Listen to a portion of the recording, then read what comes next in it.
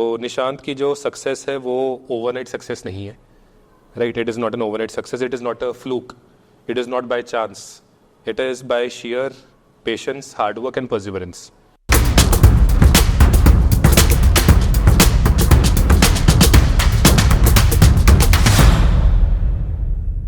Hello everyone and welcome to Edutap. जब कोई भी स्टूडेंट की सिलेक्शन होती है तो it's always a very joyful occasion for us everyone at Edutap. पर जब वो सिलेक्शन हमारे खुद के टीचर की हो, जैसे कि आज निशांत ओझा हमारे सामने है, जो कि ना केवल मेरे स्टूडेंट रहे हैं बहुत पहले जब मैं सिविल सर्विसेज के लिए पढ़ाता था, लेकिन हमारे पास ही एड्यूटैप में ही is a very superb teacher. इनकी सिलेक्शन हुई है as an assistant provident fund commissioner in EPFO. तो जो खुशी है वो कुछ ज़्यादा ही आ रही है, मतलब बहुत ज़्यादा अंदर से खुशी आ रही है कि he has been able to make it. तो Nishant, first of all congratulations. Thank you sir. Thank you sir. Curing this position बहुत ही फॉर्मल लग रहा है मुझे बोलते हुए इनके साथ, क्योंकि हमें आदत नहीं है ऐसे इनके साथ करने की. तो first of all congratulations Nishant. और आपका ऑल इंडिया रैंक 49 आया APFC पोस्ट में. पिछली कम से कम आई थिंक 8-9 साल की जो मेहनत है मल्टीपल एग्ज़ाम्स को देने की, नौकरी की, एग्ज़ाम्स की, वो शायद अब एक रंग लाना स्टार्ट हुई है. हाँ सर, क्योंकि यस मेहनत बहुत लंबी है और सिंस 2016 मेरी ग्रेजुएशन के जस्ट बाद से मैं UPSC के एग्ज़ाम्स की प्रिपरेशन कर रहा हूँ. और मैंने 4 अटैम्प्ट्स दिए भी हैं UPSC के लिए, 2 बार मेंस भी लिखा है. एंड रिज़ल्ट अभी तक कोई ऐसा हाथ में there was nothing concrete to show for this. तो फाइनली जाकर के ऐसा एक आउटकम मिला है जिससे मैं बता सकता हूँ कि हाँ, जो मैंने प्रिपरेशन की है उसका कुछ ये रिजल्ट है. तो are you like happy, satisfied, still looking for something greater, higher? I am obviously I'm happy and but still I'm working hard, क्योंकि मुझे उम्मीद है कि आगे भी ये जो मेहनत है, इसका जो एंड पॉइंट, इसका जो कल्मिनेशन है वो शायद और बेटर होगा आगे जा कर के. वेदर EPFO में जो सर्विस करेंगे, या तो शुरुआत हुई है, वहाँ पे जो सर्विस देंगे हम लोगों को, जो अगर हम काम कुछ अच्छा कर पाएंगे, तो that would be something which I have been working very hard for. तो देखिए. नाइस. तो निशांत के बारे में आई थिंक जो एक मैंडेटरी चीज़ें होती हैं मैं बता देता हूँ. मैंने भी अभी लिखवाई हैं. मैं बड़ी ऑनेस्टली बताऊँ कि मुझे भी याद नहीं थी, क्योंकि हम इतने अच्छे दोस्त बन चुके हैं कि अब ये चीज़ें तो इमटेरियल हो जाती हैं, लेकिन इस इंटरव्यू के पॉइंट ऑफ व्यू से बड़ी इंपॉर्टेंट थी. निशांत की जो ग्रेजुएशन थी वो 2015 में कंप्लीट हुई है. He is an engineer in electronics and communication, university of Allahabad से. 2016 में, जैसे मैंने आपको पहले बताया, he started his preparation. Civil services से स्टार्ट करी. Then he gave multiple exams, like civil services तो दिया ही, 2 बार मेंस भी लिखा इन्होंने पहले. then he gave SSC CGL. he also took HAS, यानी कि हिमाचल का जो स्टेट सर्विसेज का एग्जामिनेशन है सिविल सर्विसेज का, वो भी इन्होंने मेंस लिखा है. RBI ग्रेड बी का मेंस लिखा है, NABARD ग्रेड A का मेंस लिखा है, CSIR का SOSO का जो एग्ज़ाम हुआ था उसका मेंस लिखा है, उसका रिजल्ट अवेटेड है. इस बार UPSC का मेंस फिर से लिख रहे हैं. तो काफ़ी एक क्या बोलूँ, जर्नी रही है मल्टीपल एग्जाम्स देने की, राइट? तो शायद अब ये टाइम आ गया था, पर सोच के देखो कि 8 साल की स्ट्रगल कोई आसान तो नहीं होती है. 8 साल के बाद ये टाइम आ गया और शायद आगे और भी अच्छा टाइम आएगा. एंड वी आर होपिंग कि इनका सिविल सर्विसेज ही क्रैक हो जाएगा. पर आज की जो डिस्कशन है वो APFC के राउंड है, तो वहाँ पर चलेंगे. तो निशांत, सबसे पहले ये बताओ यार कि फुल टाइम जॉब कर रहे हो और आप कोई हल्की फुल्की जॉब भी नहीं कर रहे हो, बच्चों को पढ़ाते हो, राइट? और आप बहुत अच्छे परफॉर्मर हो, बहुत अच्छा पढ़ाते हो, बहुत अच्छा ओनरशिप से काम करते हो. तो कैसे आपने टाइम निकाला तैयारी करने का? स्पेसिफिकली तैयारी करी भी कि नहीं करी? Very honestly you can tell कि यार मेरी तो पुरानी तैयारी काम आ गई, कोई खास अपा ने तैयारी नहीं करी. That will also be fine. कि क्या टाइम कैसे निकाला, अप्रोच क्या रही, क्या बिना प्रेशर के तैयारी करना वॉज दैट फैक्टर जिससे उल्टा तैयारी ज़्यादा अच्छी हो पाई? क्या रहा सर, क्योंकि जैसे अभी मैंने बताया कि 16 से आई हैव बीन प्रिपेयरिंग, और उस वक्त मेरे साथ एक जो उसे कह सकते हैं कि एक गलत चीज़ थी जो मेरी प्रिपरेशन में. I was focusing solely on the civil services exam, और मैं उसी को अटेम्प्ट करता था, बार बार अटेम्प्ट करता था. जब प्री नहीं निकले पहले अटेम्प्ट के अंदर, तो भी आई वाज लाइक कि कोई नहीं, इसी तरीके से करते रहेंगे और निकल जाएगा. फिर मेंस भी लिखा and still I was not selected for interview. तो फिर मैंने ब्रेक ले लिया. मुझे लगा कि शायद मेरे अप्रोच में कुछ गड़बड़ है. And I contributed all the energy towards my profession at Edutap. वहाँ पे जब मैंने इतने सारे स्टूडेंट से इंटरेक्ट किया, इतने सारे फैकल्टीज़ भी जो हमारे साथ इतने टैलेंटेड फैकल्टीज़ हैं, जिन्होंने इतने एग्जाम्स दिए हैं, क्रैक भी किए हैं, उनसे इंटरेक्शन हुई, तो कहीं ना कहीं I think subconsciously I thought कि ये जो मैं काम कर रहा था कि एक यही देंगे एग्ज़ाम, बाकी कुछ नहीं करेंगे, और इसी से हो जाएगा, कभी ना कभी हो जाएगा, ये गलत था। And as soon as I started giving multiple exams, चाहे वो जैसे RBI, नाबार्ड, ये सब एग्ज़ाम दिए, वो यहीं आकर दिए, तो मुझे लगता है कि एक अंदर से एक एक्सपोजर भी मिल गया कि एग्ज़ाम अलग अलग देते हैं, आप एक हैबिट में आ जाते हो, और then you start cracking these exams, तो ये हैबिट बन जाती है आपकी मेहनत भी बन जाती है। और फिर अगर APFC की बात करें, स्पेसिफिकली कोई तैयारी, ऑनेस्टली बता रहा हूँ, मैंने इस एग्ज़ाम के लिए स्पेसिफिकली नहीं करी। Thankfully and fortunately exam was conducted by UPSC, so the syllabus pattern वो काफ़ी हद तक सिविल सर्विसेज एग्जाम जैसा रहता है। एंड मुझे मौका भी मिला था, कुलदीप सर के साथ हमने काफ़ी एस्पिरेंट्स को गाइड भी किया था हमने UPFO एग्जाम्स के लिए, तो मुझे सिलेबस का आइडिया था। जो नए कुछ पोर्शंस हैं इसके अंदर जो UPSC सिविल सर्विस से अलग हैं, लेबर लॉज है, अकाउंट्स है, ये सब भी अपनी टीचिंग प्रोफेशन के दौरान ही मैंने ये सब्जेक्ट्स खुद पढ़े यहाँ पर स्टूडेंट्स को पढ़ाने के लिए, और स्टूडेंट्स को गाइड किया, और वो उनको गाइडेंस से स्टूडेंट्स को मुझे उम्मीद है मदद मिली होगी, पर मुझे भी बहुत मदद मिली, जिसका ये आज प्रूफ है।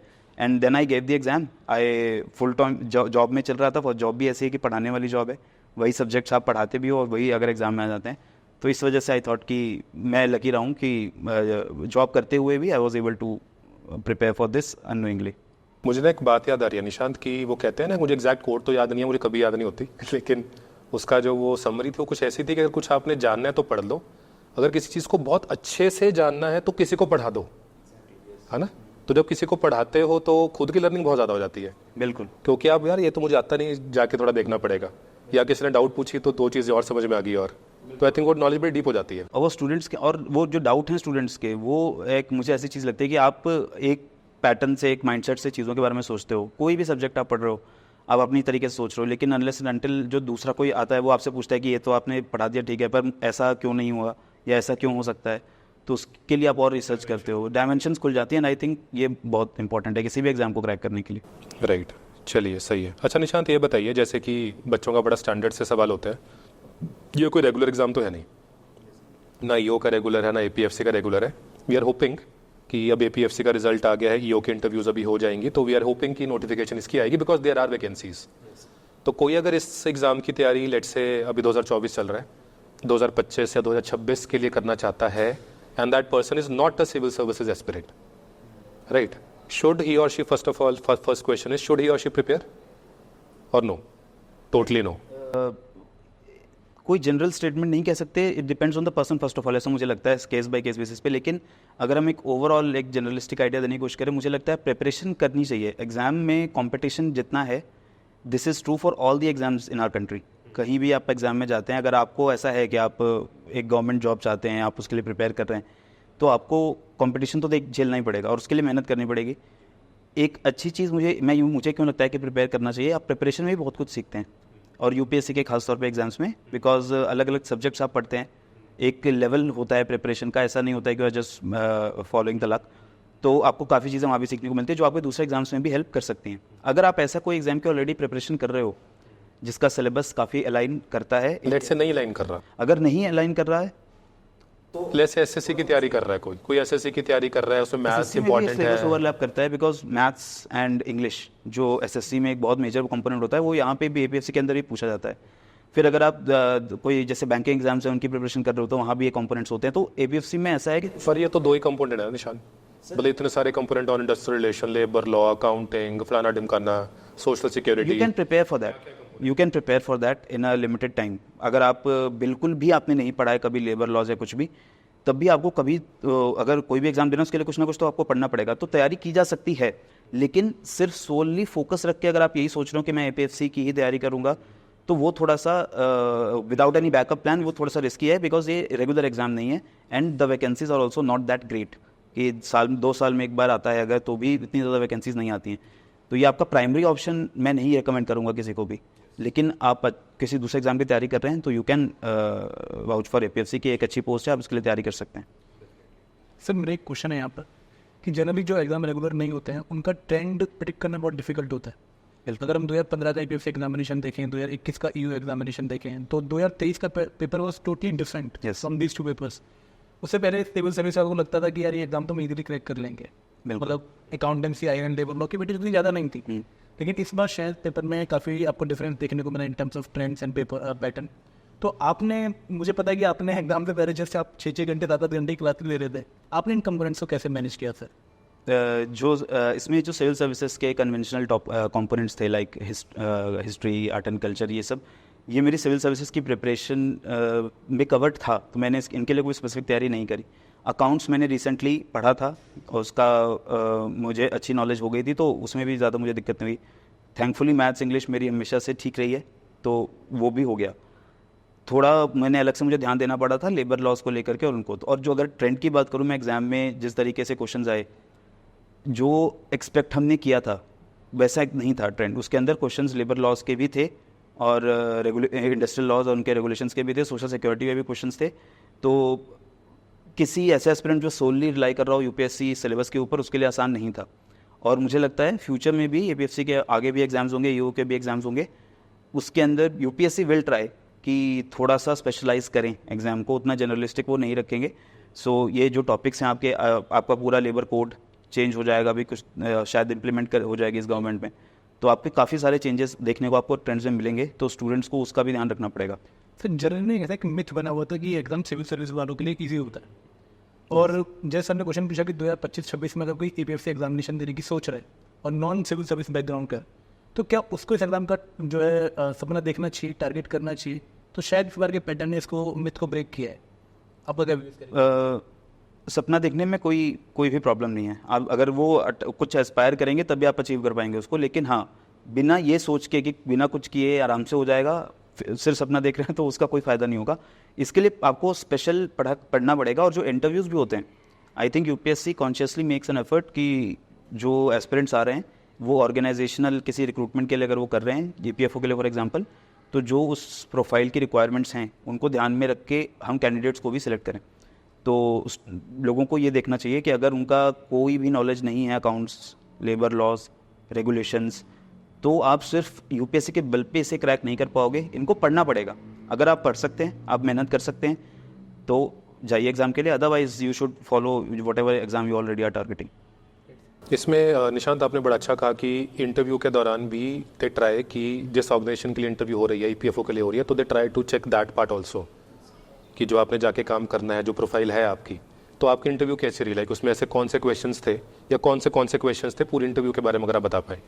हाउ ड्यूरेशन कितना था, बोर्ड में कौन था, कितना क्या क्या पूछा आपसे? Interview was scheduled on 14th of July, sorry 14th of June, ठीक है, 14th ऑफ जून में लास्ट, हाँ 14 जून में मेरा इंटरव्यू था और लास्ट आफ्टरनून सेशन था मेरा।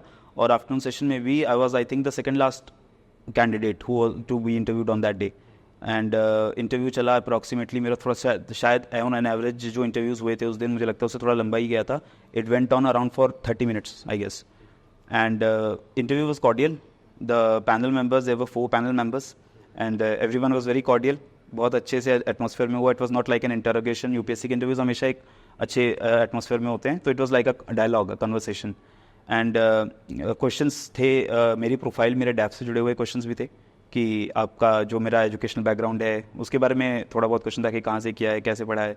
फिर मुझसे लेबर लॉस के ऊपर भी क्वेश्चंस पूछे गए थे regarding my hobbies which I mentioned in the DF. मैंने जैसे चेस के बारे में बताया था तो उन्होंने चेस के बारे में 1-2 क्वेश्चंस पूछे, ये नॉर्मल क्वेश्चंस थे। फिर they started asking me about EPFO as well, about the PF scheme, कि आपकी कंट्रीब्यूशंस का जो परसेंटेज है, मैक्सिमम जो विड्रॉएबल, ऐसे टेक्निकल क्वेश्चंस भी थे।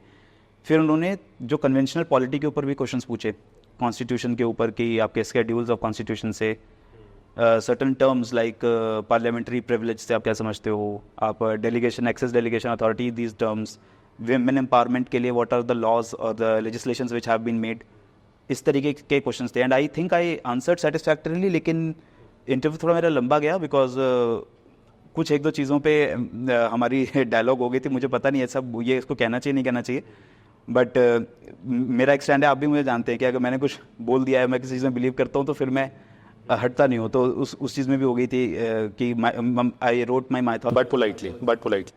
हाँ, नहीं, हम क्या हुआ था कि इट वाज, मतलब आई थिंक कहने का तरीका बहुत मैटर करता है ना, कि मैं यही है, तुम गलत हो। I think that is wrong. Agree to disagree वाली चीज़ पे वो हो गया था। मतलब I just wrote, I will mention it specifically, I just wrote in my DAF that I like to study about mythologies, the global, on a global scale, and how these mythologies evolved. So they asked me, what do you think about mythology? And in India, do you consider our epics like Ramayana and everything as mythology. So I mentioned कि yes, I study them as mythology. I'm not commenting on whether they are or not. तो उस पर हमने अच्छी discussion भी करी. तो मुझे लगता है कि इंटरव्यू वॉज वेरी गुड.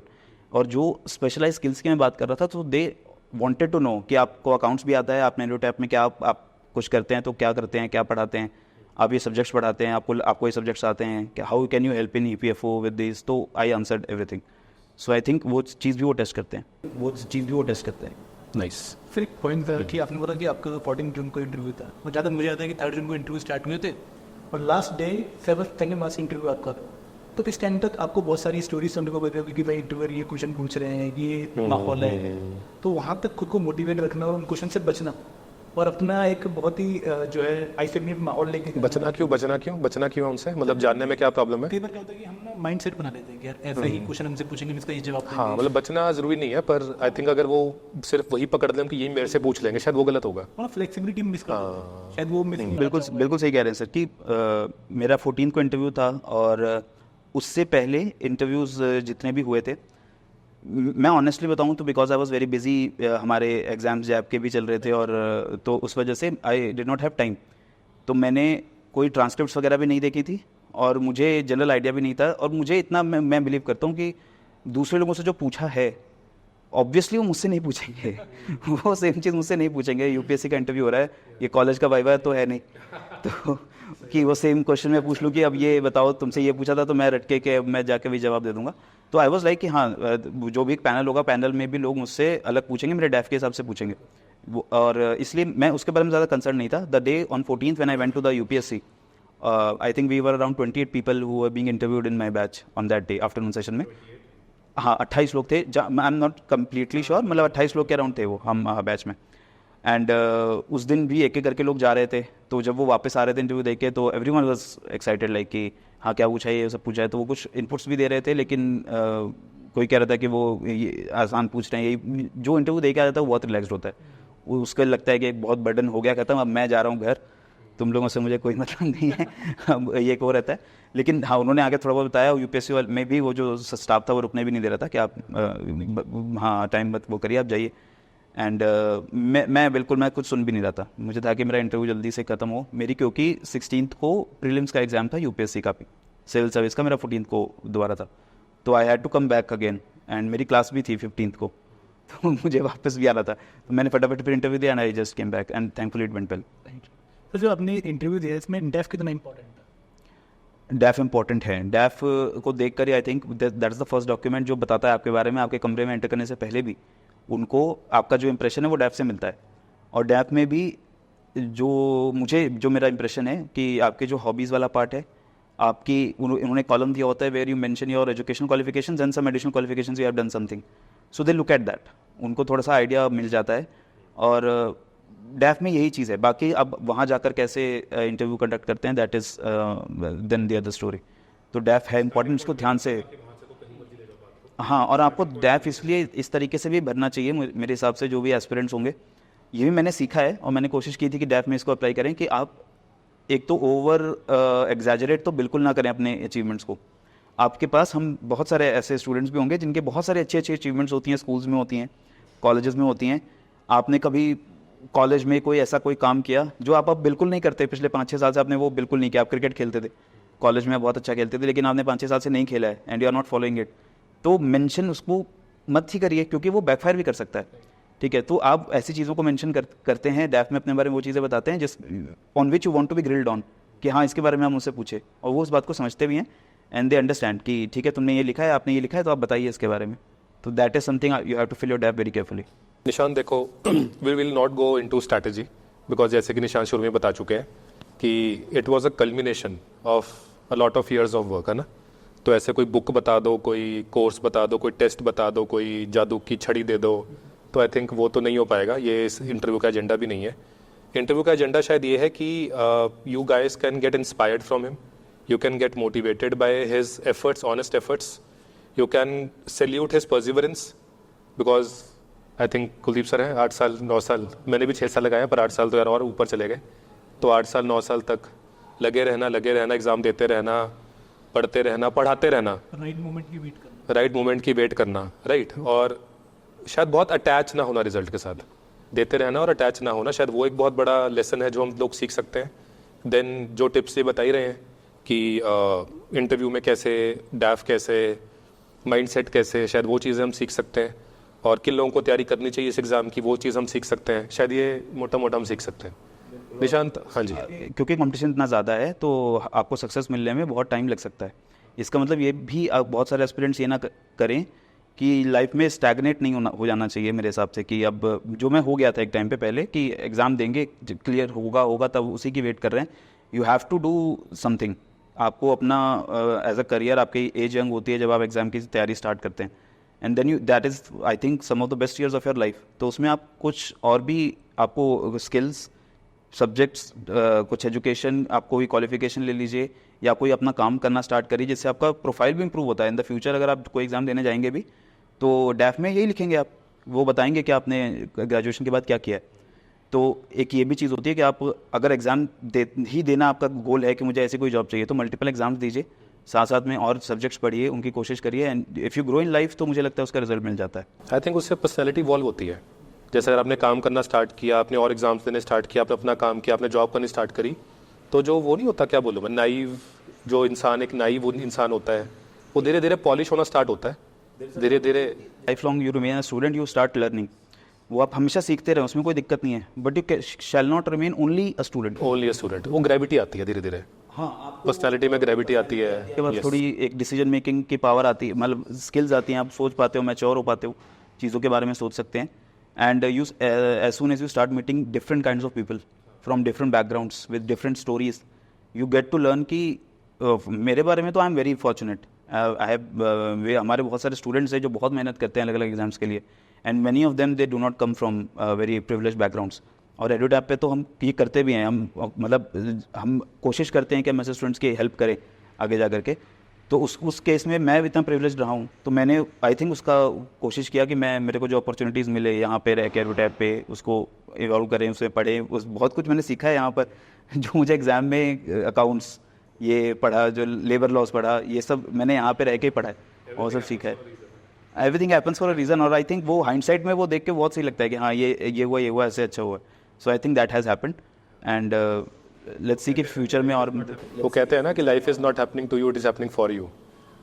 ये लाइन मुझे बड़ी अच्छी लगती है, मैंने कई बार मारी भी ऑफिस में। मैं आप मुझे जानते हैं, ये जो मेटाफिलॉसफी होती है, मेटाफिजिकल, आप ही तो कह रहे हैं मैथोलॉजी में इंटरेस्ट है, तो मैथोलॉजी में भी ऐसी ऐसी चीज़ें लिखी गई हैं जो ऐसी ऐसी चीज़ें बताती हैं। यही तो है कि मैं उसको पढ़ता हूँ, ये कहानी है इसको, हाँ, लेकिन ये चीज़ है, आपको पर्सपेक्टिव्स मिल जाते हैं आप, लेकिन ये सीख जाते हो कि हाँ ये रिस्पेक्ट करनी चाहिए, इसको किस तरीके से लेना चाहिए।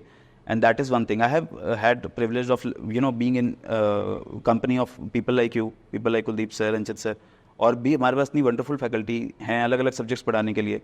तो मुझे तो लगता है कि ऐसे इन्वायरमेंट में अगर आप रहते हो तो वैसे ही आपकी एक मल्टी डायमेंशनल पर्सनैलिटी हो जाती है, आप इवॉल्व कर पाते हो और एग्जाम क्रैक होता है इससे। तो आई थिंक यहीं पर हम इस सक्सेस स्टोरी सेशन को एंड करेंगे, और लास्ट में आई थिंक मैं थोड़ा सा समराइज ज़रूर करना चाहूँगा पूरी जो हमने बात करी। तो निशांत की जो सक्सेस है वो ओवरनाइट सक्सेस नहीं है, right? It is not an overnight success, it is not a fluke, it is not by chance, it is by sheer patience, hard work and perseverance जो उनको ये मुकाम हासिल हुआ है।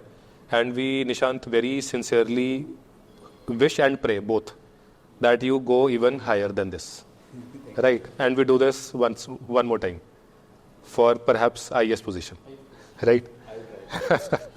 I'll try my best. चलिए, thank you so much aspirants, bye, thank you and happy learning, bye.